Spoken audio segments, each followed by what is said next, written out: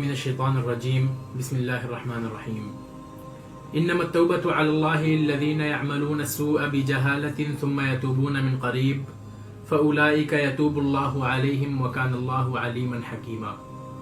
وليست التوبة للذين يعملون السيئات حتى إذا حضر أحدهم الموت قال إني تبت الآن ولا الذين يموتون وهم كفار أولئك اعتدنا لهم عذابا أليما صدق اللہ العظیم۔ قرآن مجید کی ان دو آیتوں میں اللہ تبارک و تعالی نے بہت صاف لفظوں میں لوگوں کی دو کیٹیگری بنائی ہے۔ وہ لوگ جن کی توبہ اللہ تبارک و تعالی قبول فرما لیتا ہے اور وہ لوگ جن کی توبہ اللہ تبارک و تعالی قبول نہیں کرتا۔ آیت کا ترجمہ کچھ اس طرح ہے کہ یقیناً توبہ ان لوگوں کے لیے ہے جو انجانے میں ناسمجھی میں کوئی گناہ کر بیٹھے، کوئی برا کام کر بیٹھے اور پھر فوراً اس کے لیے توبہ کرے، تو ان لوگوں کی توبہ اللہ تبارک و تعالی قبول کر لیتا ہے اور اللہ تبارک و تعالی سب کچھ جاننے والا اور حکمت رکھنے والا ہے۔ اگلی آیت کا ترجمہ ہے کہ توبہ ان لوگوں کے لیے ہرگز نہیں ہے جو مستقل گناہ کرتے رہے یہاں تک کہ جب ان میں سے کسی کی موت کا وقت آیا تو انہوں نے کہا کہ اب میں توبہ کرتا ہوں، اور نہ ہی ان لوگوں کے لیے توبہ ہے جو مرتے دم تک کافر رہے، ان کے لیے تو ہم نے ایک دردناک عذاب تیار کر رکھا ہے۔ میرے عزیزو، قرآن مجید کی ان دو آیتوں پر ہم غور کریں تو وہ لوگ جن کی توبہ قبول کی جائے گی وہ تین خاص باتیں ان میں پائی جاتی ہیں۔ پہلی چیز یہ ہے کہ وہ برائیاں نہیں کرتے۔ ایک سو کا لفظ استعمال کیا گیا ہے کہ مطلب یہ ہے کہ انجانے میں کوئی ایک آدھ غلطی ان سے ہو جاتی ہے۔ دوسری اہم چیز یہ ہے کہ بھی جہالت، نادانی میں، ناسمجھی میں، انجانے میں ان سے کوئی غلطی ہو گئی۔ اور تیسری خاص بات یہ ہے کہ ثم یتوبون من قریب، غلطی کے بعد فوراً انہوں نے عن قریب وقت میں پہلی فرصت میں انہوں نے توبہ کر لی۔ جبکہ وہ لوگ جن کی توبہ قبول نہیں کی جاتی ان کی خاص بات یہ ہے کہ انہوں نے یعملون السیئات، انہوں نے گناہوں کا ایک انبار سر پہ اکٹھا کر لیا، اور اس سے اہم بات یہ ہے کہ حتی اذا حضر احدهم الموت، کہ اس وقت تک توبہ نہیں کی جب تک ان کو موت اپنے سامنے دکھائی نہیں دینے لگی۔ ایسے لوگوں کے لیے توبہ کا دروازہ اللہ تبارک و تعالی بتاتا ہے کہ وہ توبہ کا دروازہ بند کیا جا چکا ہے۔ میرے عزیزو، خود توبہ کے بارے میں مفسرین کا کہنا یہ ہے کہ وہ توبہ جو قابل قبول ہے اس کی چند شرائط ہیں، اور سب سے اہم دو شرطیں ہیں۔ وہ یہ ہے، پہلی چیز یہ ہے کہ انسان کو، غلطی کرنے والے کو اپنی غلطی پر شرم ہو، ندامت کا احساس ہو، اسے اس بات کا احساس ہو کہ اس نے کوئی جرم کیا ہے، اس نے کوئی غلطی کی ہے، اس نے کوئی غلط کام کیا ہے، اس نے کوئی برا کام کیا ہے، یہ احساس ندامت اس کے اندر پایا جائے۔ اور دوسری بہت اہم چیز یہ ہے کہ وہ اس غلطی کو دوبارہ نہ دہرانے کا پکا ارادہ کرے۔ توبہ کے لیے یہ یقینی شرط ہے کہ جس گناہ کے لیے آپ توبہ کر رہے ہیں آپ کے دل میں یہ خیال ہو، یہ عزم ہو کہ آپ دوبارہ اس گناہ میں ملوث نہیں ہوں گے۔ میرے عزیزو، اللہ تبارک و تعالی نے دو طرح کے حقوق بیان کیے ہیں۔ ایک ہے اللہ تبارک و تعالی کے حقوق جنہیں ہم حقوق اللہ کہتے ہیں،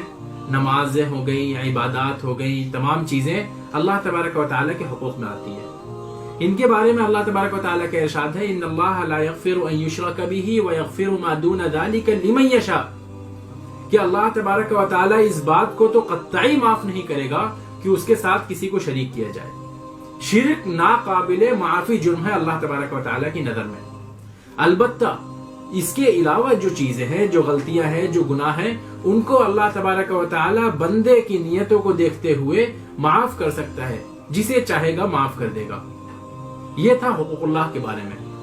لیکن حقوق اللہ سے کہیں زیادہ مشکل حقوق العباد کا مسئلہ ہے۔ بندوں کے حقوق، انسانوں کے آپس میں ایک دوسرے کے حقوق، معاملات، انسانوں کے آپسی معاملات جس مد میں آتے ہیں۔ اللہ تبارک و تعالیٰ کا کہنا ہے کہ جب تک بندہ اپنی جس کے ساتھ اس نے برائی کی ہے، جس کے ساتھ اس نے خیانت کی ہے، جس کے ساتھ اس نے بدعہدی کی ہے، جس کے ساتھ اس نے بے وفائی کی ہے، جب تک اس بندے سے اپنے معاملات کلیئر نہ کر لے، جب تک اس بندے کو نہ منا لے، جب تک اس بندے سے معافی نہ مانگ لے، اللہ تبارک و تعالیٰ اس حق کو کبھی معاف نہیں کرے گا، اس غلطی کو کبھی معاف نہیں کرے گا۔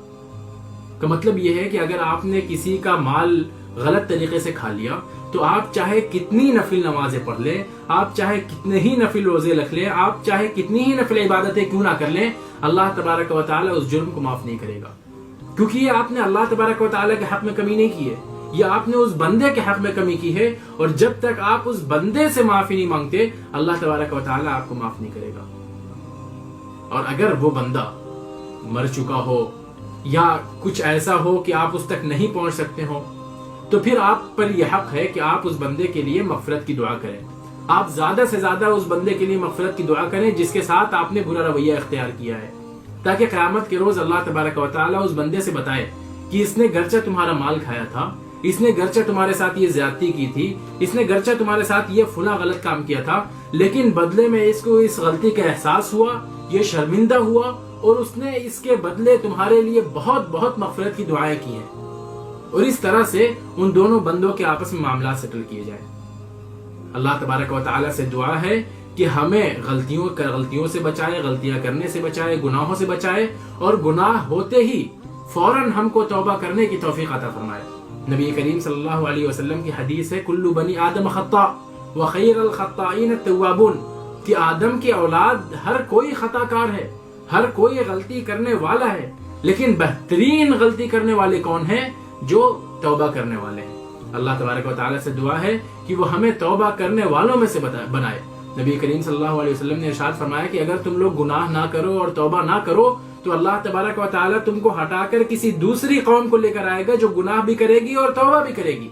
کیونکہ اللہ تبارک و تعالیٰ کو توبہ کرنے والا بندہ اس سے کہیں زیادہ پسند ہے، یا اللہ تبارک و تعالیٰ کو اس سے کہیں زیادہ خوشی ہوتی ہے کہ جب ریگستان میں ایک آدمی چلا جا رہا ہو، اس کے پاس ایک اونٹ ہو اور وہ کہیں بیچ میں سستانے کے لیے رکے، آرام کرنے کے لیے رکے، اس کا اونٹ غائب ہو جائے، وہ پریشانی کے عالم میں ہو، بھوک اور پیاس کے عالم میں ہو، اپنے اونٹ کو تلاش کر رہا ہو، اور اچانک اس کا اونٹ اسے دوبارہ مل جائے۔